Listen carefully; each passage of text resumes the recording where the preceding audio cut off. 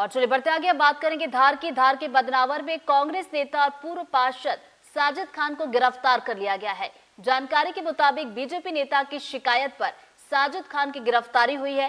साजिद खान पर पासपोर्ट में तथ्य छिपाने का आरोप लगा है। वही गिरफ्तारी को लेकर सियासत भी शुरू हो गई है।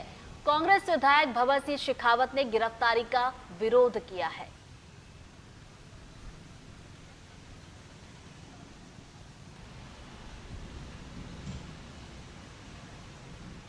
आवेदक विवेक पाटीदार निवासी बदनावर के द्वारा आवेदन पत्र दिया गया था कि साजिद खान जो कि बदनावर के निवासी हैं, इनके द्वारा पासपोर्ट तत्काल में बनाकर और अपने आपराधिक प्रकरणों की जानकारी छिपाकर तैयार किया गया है। इस संबंध में कार्रवाई करने बाबत दिया गया था। उक्त आवेदन पत्र की जांच की गई। जांच में आवेदन पत्र में दिए गए तथ्य सही पाए गए।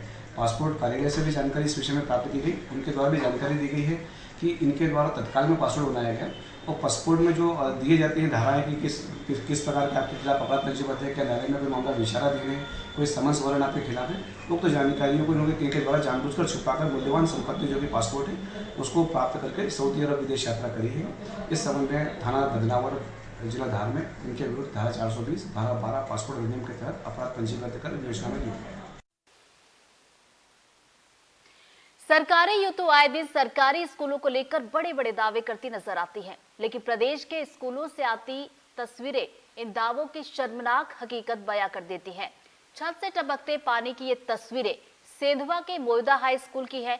ग्राम मोयदा के इस हाई स्कूल में 150 के करीब बच्चे भीगते हुए पढ़ने को मजबूर हैं।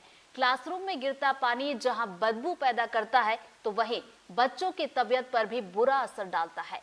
बच्चों ने बताया कि किस तरह से पानी टपकने की वजह से उनकी कॉपी किताबों को भी नुकसान होता है।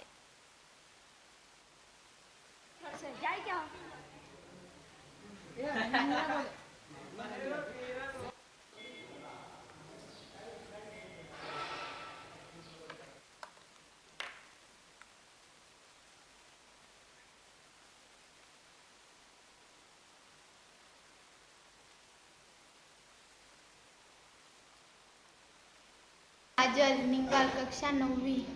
कहाँ से आते हो आप? मैदा। यहाँ लगातार बारिश का पानी टपक रहा है, किस प्रकार पढ़ाई कर पाते हो आप? लिखने में परेशानी आती और बैग रखने में। कुल कितने बच्चे हैं यहाँ पर? बहुत ज़्यादा है। क्या नाम है आपका? नैतिक चौहान। कहाँ से आते हो आप? मैदा। कौन सी कक्षा में पढ़ते हो? 9वीं। क्या समस्या आती है यहाँ पर पढ़ने के दौरान? बैठते तो भी पानी ऊपर गिर जाता और बैग रखने में भी तकलीफ आती, काफिया भी गीली हो जाती, पीछे बाद भी मारता। सर, अभी सारे कक्षों की स्थिति खराब है और पानी टपक रहा है, इसको लेकर कुछ व्यवस्थाएं करवाई आपने? हाँ, देखो, ये इसके लिए हमने वरिष्ठ कार्यालय को लिख के दिया है मरम्मत के लिए। तो जैसे ही वहाँ से पैसा सेंक्शन होके आएगा तो हम इसकी मरम्मत करवा लेंगे। और वैसे पानी खुलेगा, बारिश कम होगी तो वैसे हमारे स्तर से पूरे प्रयास किए जाएंगे। कितने बच्चे पढ़ते हैं यहाँ? 150 बच्चे। सर, 4 कमरों में 150 बच्चे पढ़ते हैं और चारों कमरों गीले हो रहे हैं। हाँ, गीले तो वो तो अब बारिश ज़्यादा है, तो जैसे बारिश खुलेगी वैसे उसकी व्यवस्था कर दी जाएगी। कितने समय से ये स्थिति बनी हुई है? ये अभी बस ये 2-4 दिन से ही पानी ज़्यादा है इसकी वजह से। तो देखिए, बड़वानी से खबर है जहां पर सरकारी दावे तो किए जाते बारिश के पहले, लेकिन उसके बाद देखिए इन दावों की पोल खुलती हुई नजर आ रही है। तस्वीरें साफ तौर पर बयां कर रही है। तो देखिए जिस तरीके के हालात है, जाहिर सी बात है इसकी वजह से बच्चों के स्वास्थ्य पर असर पड़ता है। बच्चे जहां पर पढ़ाई करते हैं वहीं पर बारिश का पानी टपक रहा है। तो बारिश के पहले कोई व्यवस्थाएं नहीं की गई थी और उसी का नतीजा है कि कुछ इस तरह की तस्वीरें सामने निकल कर आ रही है कि बच्चे जब कक्षा में पढ़ने के लिए पहुंचते हैं तो छत से बारिश का पानी टपकता हुआ दिखाई देता है। ऐसे में बच्चों के स्वास्थ्य पर तो असर पड़ता ही, चूंकि वो भीग जाते हैं। बारिश के मौसम में जाहिर सी बात है कि स्वास्थ्य को लेकर स्वास्थ्य विभाग भी अलर्ट करता रहता है, हिदायतें भी देता रहता है, लेकिन ऐसे में बच्चे जो है पढ़ने को मजबूर है क्योंकि व्यवस्थाएं यहाँ पर दुरुस्त करने की जरूरत है।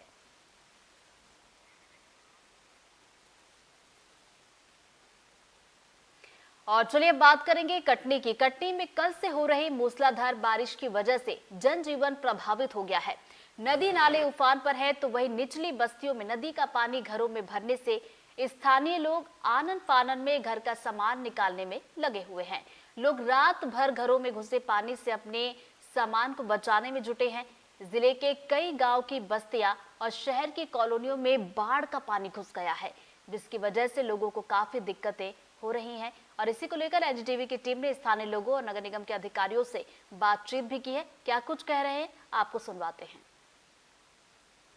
हम इस समय कटनी नदी के नदी पार में आए हुए हैं, जहां पर निचली बस्तियों में अचानक पानी भर जाने से लोग अपनी गृहस्थी को आनंद फानन में बाहर निकाल रहे हैं। तमाम घर जो है बाढ़ की चपेट में आ रहे हैं, डूब रहे हैं। यहाँ पर लोग जो है अपने सामान को बाहर निकाल रहे हैं। यहाँ पर जो है हम कई लोगों से बात करेंगे यहाँ पर जो प्रभावित है। ये बताइए कि ये जो बाढ़ आया, प्रशासन ने कोई आप लोग को मदद? अभी प्रशासन की तरफ से कोई मदद नहीं हो रही है।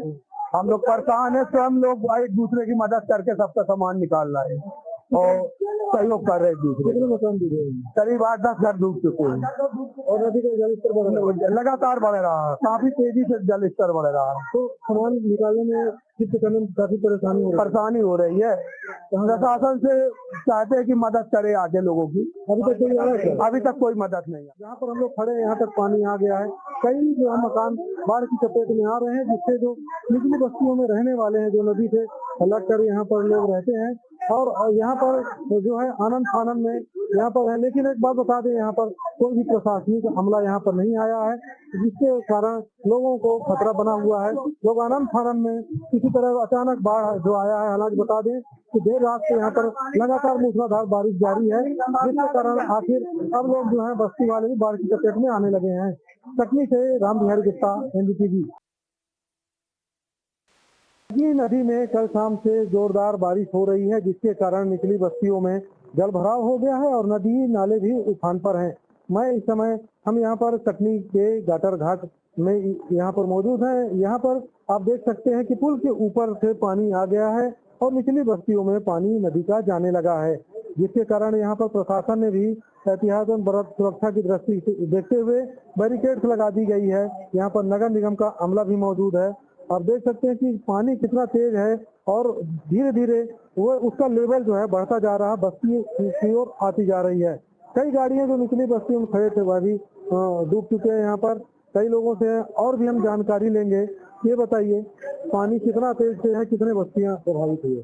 पानी तो बहुत तेज है और बस्तियां तो छोड़िए, पूरा शहर और नदी के आसपास जितने गांव, जितने मकान बने हुए हैं, ऑल टू ऑल पूरे 45 वार्ड पूरा शहर इस पानी से प्रभावित हुआ है।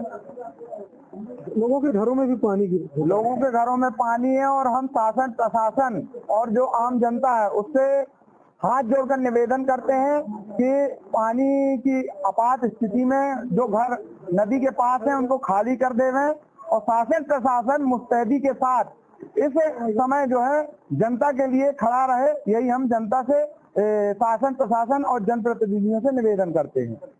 देखिए, जैसा जैसा पानी बढ़ रहा है, नदी का जल स्तर बढ़ रहा है, वैसे वैसे यहाँ पर जो नगर निगम का अमला है बैरिकेडिंग को आगे बढ़ाता जा रहा है और लोगों को यहाँ से दूर करने के लिए भेजा जा रहा है। यहाँ पर बहुत सारे नगर निगम के अधिकारी भी हैं और लोग जो है सुबह से ही यहाँ पर लोगों का जमावड़ा लगा हुआ है, ताकि लोग जो है यहाँ पर नदी का बाढ़, क्योंकि आपको बता दें कि इस तरह का बाढ़ जो है लगभग 20 साल बाद देखने को मिला है, जब 2005 में इसी तरह की बारिश हुई थी। और हमारे साथ जो है नगर निगम के अधिकारी भी हैं। ये बताइए एहतियातन जो है, ये बताइए क्या क्या सुरक्षा व्यवस्था की जा रही है? कर दिया गया है, रस्सी बांध दी गई है, बैरिकेड कर दिए गए हैं, लोगों को अलर्ट कर दिया गया है, साथ में हमारे कर्मचारी भी लगे हुए हैं। तो क्या बचाव के लिए निचली बस्ती में क्या सुविधा की है? निचली बस्तियों के लिए व्यवस्था सब पूरी है, ऑलरेडी लोग लगे हुए हैं। लोगों के घरों में पानी घुस रहा, कई बस्ती है, व्यवस्था की जा रही है। व्यवस्था की जा रही है यहाँ पर। और क्या क्या सुरक्षा व्यवस्था की जा रही है? पूरे मतलब लोगों को अलर्ट कर दिया गया, रस्सी बांध दी गई है, लोगों को वहाँ जाने से रोका जा रहा है, बैरिकेड कर दिए गए हैं। तो ये नगर निगम के जो है अश्विनी पांडे जी हैं, अधिकारी हैं यहाँ पर, और यहाँ पर आप देख सकते हैं कि किस तरह से यहाँ पर SDRF की टीम भी यहाँ पर आई हुई है। ये देखिए, क्योंकि नदी में जल स्तर बढ़ रहा है तो लोग इस तरह का ट्यूब लेकर यहाँ पर आए हैं ताकि कोई डूब ना सके, कोई भी यदि कोई खतरा होता है लोगों को। और यहाँ पर एक चीज और बता दें कि जो भी निचली बस्तियों में लोग घरों में जो पानी घुस रहा है वो धीरे धीरे अपना सामान भी शिफ्ट कर रहे हैं।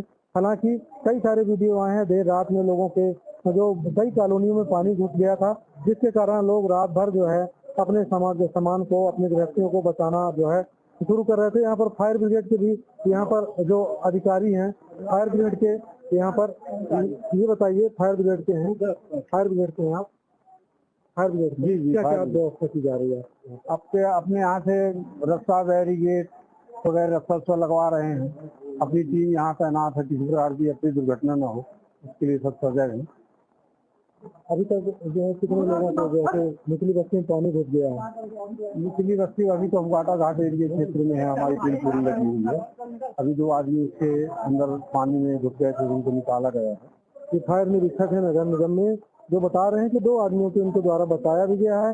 जिस तरह से नदी में बाढ़ आई है आप देख सकते हैं, लोगों यहाँ पर काफी लोग जो है देखने, हुजूम लोगों का सुबह से ही नजर आ रहा है, क्योंकि बाढ़ जो है 20 साल बाद देखने को आ रहा है और नदी का जल स्तर धीरे धीरे और बढ़ रहा है। हालांकि जो घाटर घाट का पुल है पूरी तरह डूब चुका है। प्रशासन ने यहाँ पर बैरिकेडिंग कर दी है ताकि कोई भी खतरा न हो सके और लोगों को बचाया जा सके। कटनी से राम बिहारी गुप्ता, एनडीटीवी।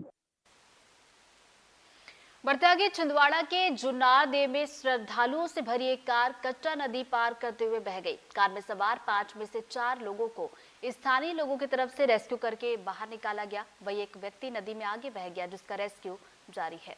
दरअसल कार सवार लोग नागपुर के रहने वाले हैं और नागद्वारी मेले में शामिल होने के लिए जा रहे थे। इसी दौरान पुल पर तेज बहाव आने से कार नदी में बह गई।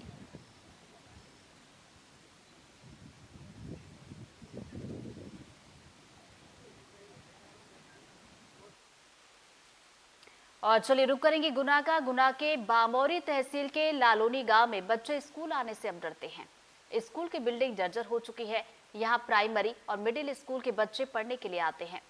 स्कूल की मरम्मत के लिए कई बार अधिकारियों से मांग भी की जा चुकी है, इसके बावजूद मरम्मत नहीं कराई गई। बिल्डिंग की छत में दरारें आ चुकी हैं, जिससे कभी भी बड़ा हादसा हो सकता है। वहीं बारिश के दिनों में छत से पानी टपकता है, जिससे बच्चे पढ़ने के लिए मजबूर हैं। फिर ये स्कूल की हालत क्या ही होगी यार।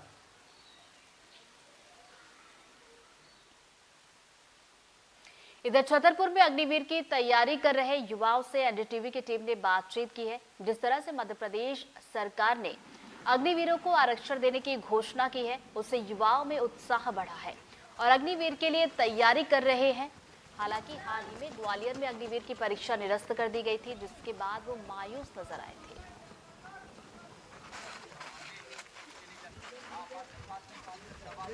बिल्कुल मतलब फ्लैप योजना है, इसको सरकार को तत्काल से बंद करना चाहिए। इसको पहले जैसा ही करना चाहिए, इसमें कोई मतलब नहीं है 4 साल में मतलब। तो ये जो सरकार की योजना है इसे सरकार बंद करे तत्काल। अग्निवीर योजना जो सही नहीं है, इसको परमानेंट करना चाहिए। मतलब जैसे पहले थी वैसे ही होना चाहिए, क्योंकि इसमें सबसे ज़्यादा मेहनत लगती है। सुबह 4 बजे से उठ के दौड़ना पड़ता है, उसके बाद भी मतलब 4 साल की योजना जो सही नहीं है। अग्निवीर जाते हैं 4 साल के लिए, उसके बाद तो फिर हो ही जाएंगे मतलब बेरोजगार और घर पे आ जाएंगे। आरक्षण मिलेगा तो कम से कम यहाँ की भर्ती भी दे पाएंगे और भर्तियों से ऊपर ही हो जाएंगे अग्निवीर से। जैसे अग्निवीर की बात हो रही है, पहली बात तो ये योजना ही गलत है। कोई युवा यदि इतनी मेहनत कर रहा है, इतनी लगन से तैयारी कर रहा है, उसको 4 साल बाद निकाल दिया जाएगा। यदि उस बॉर्डर पे या लड़ाई के दौरान उसकी मृत्यु हो जाती है तो उसको शहीद का दर्जा नहीं दिया जाता है। उसके साथ उसकी भावना के साथ खिलवाड़ है, इसको बंद कर देना चाहिए। वो जो पहले वाली पुरानी योजना थी आर्मी, उसको ही लागू करना चाहिए। इधर ग्वालियर अंचल में जमीन विवाद का मामला ज्यादा आ रहा है। सीएम हेल्पलाइन हो या कलेक्टर और एसपी की जन सुनवाई हो, जी हां, आने वाली ज्यादातर शिकायतें जमीन को लेकर आती हैं। ऐसे ही एक विवाद का निपटारा पुलिस ने आधे घंटे की पंचायत लगाकर किया। 10 साल से चल रही शिकायतों में परिजन जिस भाई को डाकू तक बता रहे थे, उसने तत्काल जमीन छोड़ दी, जबकि दूसरे जिसे गुंडा बदमाश बताकर शिकायत कर रहे थे, उसने सड़क किनारे की जमीन दान कर दी। ऐसे ही एक पुलिस पंचायत में बिना माँ बाप के बच्चों को उनका घर और जमीन दिलवाई। ये अनूठी पुलिस पंचायत का पूरे अंचल में अब चर्चा हो रही है।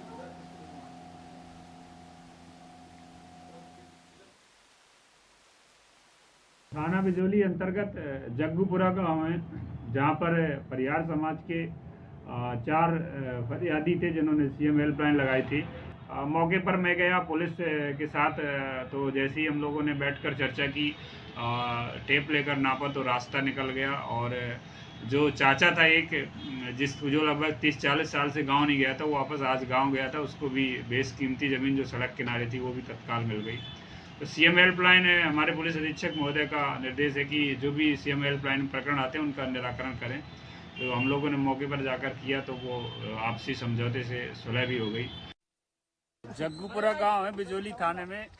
मेरे पास कल 5 शिकायतें आई थी और चूँकि एक ही परिवार की थी और इनका ज़मीन का विवाद था। आज कुछ सीएम हेल्पलाइन भी लगी थी, हमारे थाने की पुलिस और मैं भी मौके पर आया।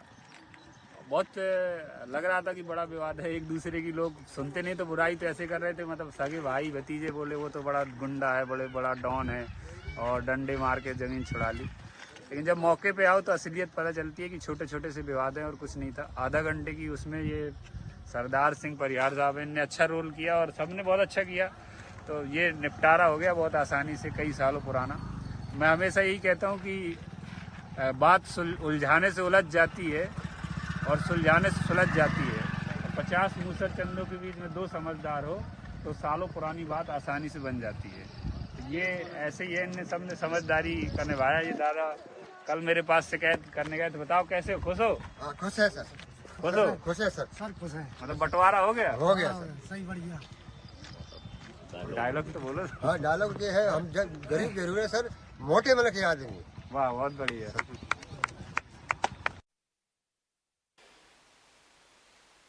चलिए खबरों बढ़ते आगे। बहर में लगातार बारिश के बाद बीहर नदी का जल स्तर बढ़ गया है, जिसकी वजह से 17 गांव का संपर्क टूटा है। वहीं भीषमपुर और अमरपाटन का आवागमन पूरी तरह से बंद हो चुका है। जिला प्रशासन बाढ़ प्रभावित इलाकों का जायजा ले रहा है। बारिश की वजह से कलेक्टर ऑफिस परिसर और वन विभाग कार्यालय परिसर में भी पानी भरा है।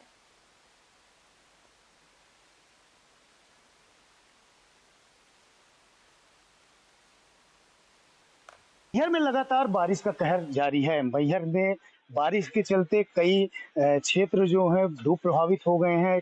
कई जगह ऐसी हैं जहां पर आवागमन पूरी तरह से बंद हो गया है। इस वक्त हम अमरपाटन के मढ़ी वीरदत्त रोड पर मौजूद हैं। आप देख सकते हैं कि ये सड़क है, ये पूरी तरह से लबालब भरी हुई है और ये पूरा जो सड़क का आवागमन है वो पूरी तरह से बाधित हो गया है। इस पानी के रफ्तार में जो है तो काफी तेज है और इससे आवागमन पूरी तरह से बाधित हो गया है। लोग नहीं आ जा पा रहे हैं। ये यहाँ पे करीब 15 से 17 गांव हैं जिनका आवागमन पूरी तरह से प्रभावित हो गया है। कुछ लोग हमारे साथ मौजूद हैं, आइए उनसे हम बात करते हैं और जानते हैं। बताइए कितने गांव प्रभावित हुए हैं? यहाँ से ताला तक लगभग कितने गांव होंगे? अरे 30 तक 35 गाँव, पटरा तक भी यहाँ आते हैं। फिर किस तरह से आप लोग जाएंगे यहाँ से? अब कहीं से नहीं जाएंगे, कोई पहाड़ तरफ से भी पानी इतना रहता है, कमर भर। जब तक ये खाली नहीं होगा तब तक आवागमन बंद रहेगा। कुछ लोग और हमारे साथ मौजूद हैं। बताइए ये जो रास्ता है कहाँ जाता है? ये सर अमरपाटन जाता है। कितने गांव प्रभावित? लगभग 15-20 गांव यहाँ से। आप लोग के आने जाने का एक ही रास्ता? सब एक ही रास्ता है, कोई वो नहीं, कोई इशारा नहीं है। तो देख सकते हैं आप कि किस प्रकार से ग्रामीण परेशान है और बारिश का कहर लगातार मैहर जिले में जारी है, जिसके चलते आवागमन पूरी तरह से प्रभावित हो गया है और लोग काफी परेशान हैं। धर्मेंद्र वर्मा, एनडीटीवी मैहर। और इसी के साथ सिटी सेंटर में फिलहाल इतना ही।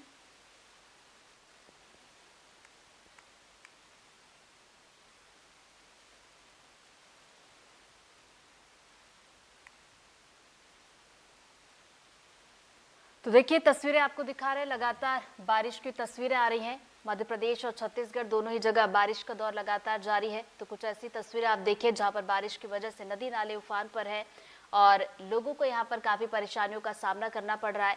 आवागमन यहां पर प्रभावित हुआ है।